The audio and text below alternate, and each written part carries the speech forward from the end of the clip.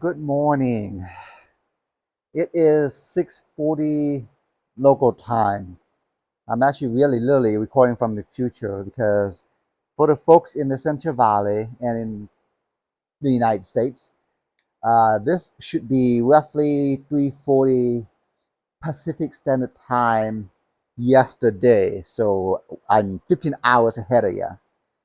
In the wonderful southern tip city of Laos called Pak Song. But yeah, this is literally the southern tip, the edge of Laos. Literally and figuratively, because the only signal I'm able to get is just edge network, not even 3G, but edge. But that's besides the point. So yeah, man, it's just like it's a very good disconnect from our modern society. It's just so peaceful back here. But just before coming here, there were a bunch of food stalls throughout the road and also the lots, stores, open air markets essentially. And they carry so many varieties of fresh fruits. I mean, again, emphasis on fresh fruits. There is really little refrigeration. So these are literally picked just a few days ago. I mean, compared to the fresh ones that we get in our local supermarkets, which are were imported from probably likely Vietnam, like for example the Longans. Who knows? I mean, those were probably shipped a week or maybe 2 weeks ago before it hits the shelf. But these were like as fresh as you can get. I wanted to first cover these. At first glance, I mean, what would you say? This is a sugar apple, cherimoya, etamoya. Looks like it, feels like it. It's actually not. Um, these are the green custard apples. There really isn't any cherimoya or etamoyas here, just because it's the climate is not conducive to those fruits. I'm sure they grow. It's just those prefer to be more in the they those particular anonas prefer some colder climate, such as ours. But there is a huge difference in terms of texture and taste between the etamoya and cherimoya and the sugar. I'm sorry, and the custard apples. I mean, the biggest difference to me really is going to be the chewiness of the texture of the fruit. Internally, it looks the same, but when you chew this, I mean, this is like so chewy, and it's just there's just no sense of bitterness, unlike in etamoya or cherimoya. This is just straight up sweetness. Again, chewy is going to be the word that I associate with custard apples. Unfortunately, in our Western dictionary, the terms are used interchangeably. Custard apples, sweet tops, chamoya, but yeah, these are what's known as custard apples. Yeah, nothing really beats the taste of a custard apple. Even the longans, yeah, we grow them these easily. But I don't know, something about the way that they grow them here locally. It's just intense bursts of sweetness. Yeah,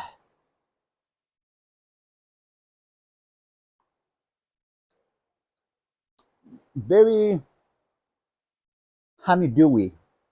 It's got that concentration of bursts of sugar. And guess what? This is like dirt cheap here. I'm not kidding. I mean, in U.S. dollars, um, all of this is roughly, I want to say, maybe $3 4. I mean, I gladly pay $5 for this down where we live. In fact, I believe to say the Chiao Moyas go for about $8 per pound over where we are. But it's I mean these go wild here, so there's just so much of them that's going here. But I wanted to though talk to you about how easy it is for the folks here to go some of the tropical fruit trees that you and I that I try to grow in our hostile environment with varying levels of success. So I'll show you the yard really quick. So this is literally the entrance to this resort, which is I want to say like $23 a night. Anyhow, it's cheap. Um, yeah, I mean these are so just really starting off with like the longans, bunch of like new growth there. I mean, in our climate, longans, no issues at all. But it thrives here, of course. And in this region, it's actually coffee country in Laos. We had stopped by so many different coffee shops. I mean, I can't taste the difference. I mean, coffee is coffee to me, but evidently there are folks that can taste the difference. But yeah, this is literally a coffee town. So what we got back here is just a big old coffee tree. I'm pretty sure these are Arabic varieties. But yeah, it's loaded with coffee beans, coffee berries, which themselves are edible. And one of the easiest trees to grow, of course, avocado.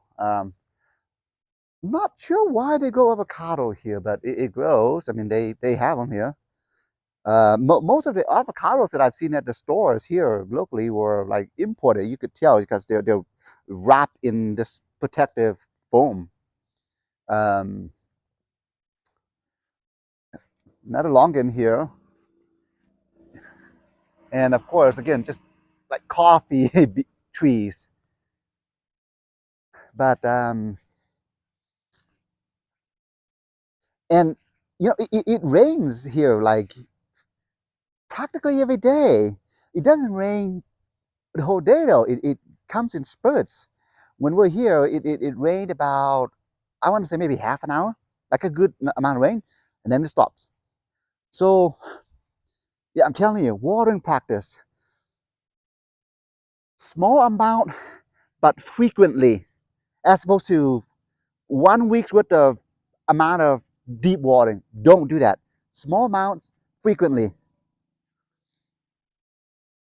Just trying to mimic nature. Mango, of course. And this row of tree, this is really what I wanted to talk about. If you come closer, I mean, this is a tree that I really like to grow, but struggle to do so. And in fact, I'm pretty sure mine are probably because I have a malfunction with my heater, and I've been monitoring it over the internet. But yeah, anyhow,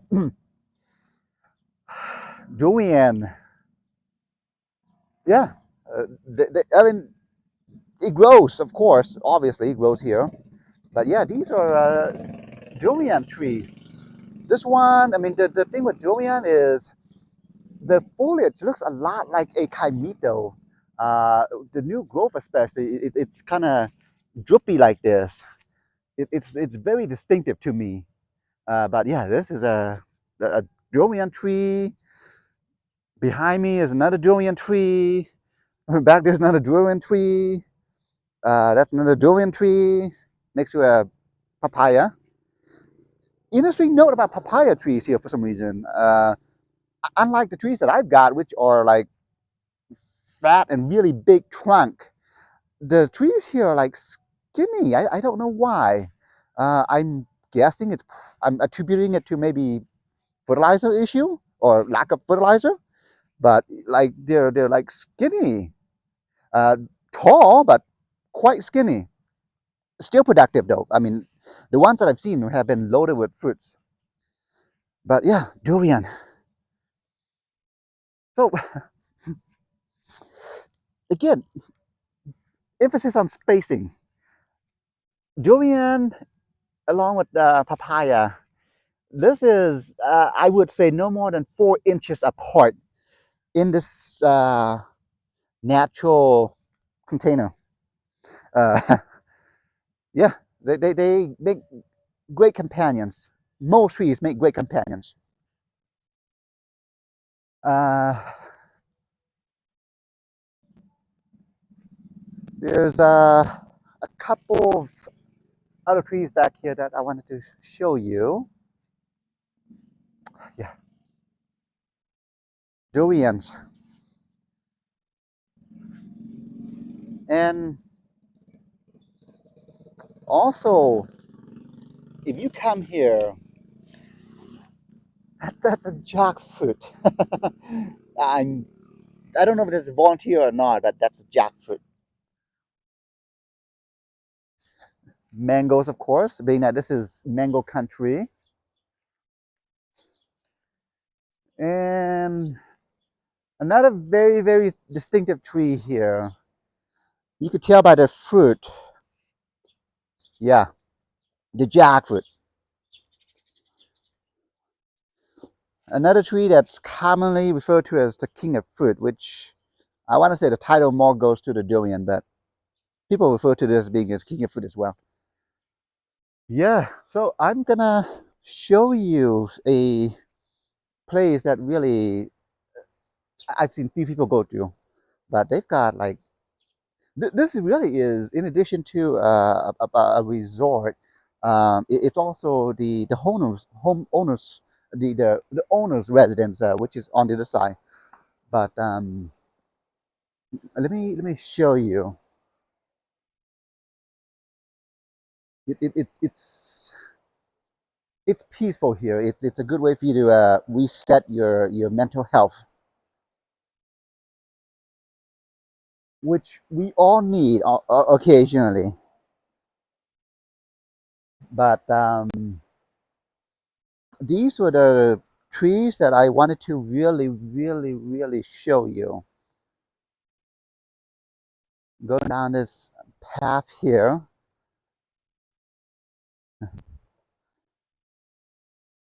I mean, of course, more jackfruits. It's early in the morning, so I'm keeping my voice down a bit. Uh, Jackfruits, of course. You see like a bunch of baby jackfruits on the tree. Most of which will likely drop just because the fruits can't really support that many. I mean, you've seen the size of the fruits. I mean, these things are like massive. So, yeah, the trees in most cases know to automatically drop the fruits that it cannot support. Jackfruits, more jackfruits. Um, Bananas, of course, one of the easiest plants to grow. And right in this spot, it's there's no smell vision, but that cluster of plant right there, that's a pendant plant. Really, really aromatic. I mean, as the wind breezes to it, it's like nothing but just fresh scent. And in fact, I've noticed something weird about this. Well, not weird, but ingenious about the way that they use pendant plants in addition to adding it as a fragrant uh, flavoring to nam wan and other desserts. They actually use the leaves, break them apart, put them in bathrooms as um, as a deodorizer. Um, I mean, who would have thought? But yeah, it works great. Yeah, there's so many restrooms that I've seen that have like little basket of pandan leaves on the side. And of course, the tree next to it is another durian because you can't have enough durians. One interesting tidbit of information that I just really discovered from the locals: durians. You cannot. Well, let me rephrase that. It is advised that you eat durian with milk or alcohol. And I confirmed this. I actually looked it up. At first I because I've never heard of it. I just really was skeptical about it.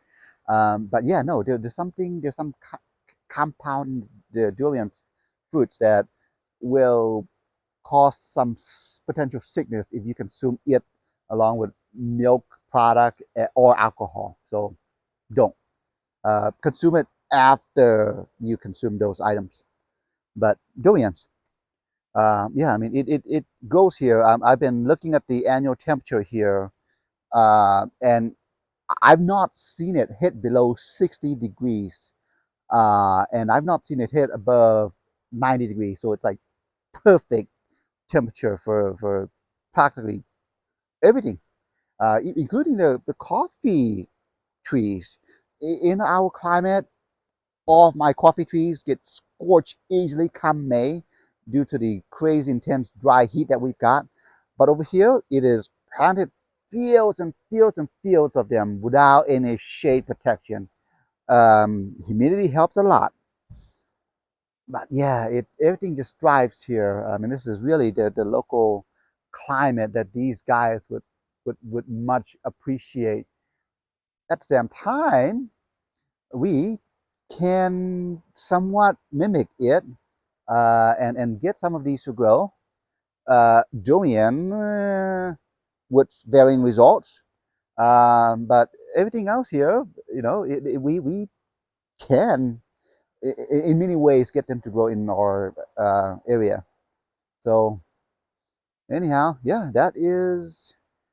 this is Laos for you, the gem of Southeast Asia, where not a whole lot of people know about, but it is one of the most peaceful country that I've seen. Um, Friendly people. um, but anyhow, yeah. So this is all right. Happy good afternoon or good morning.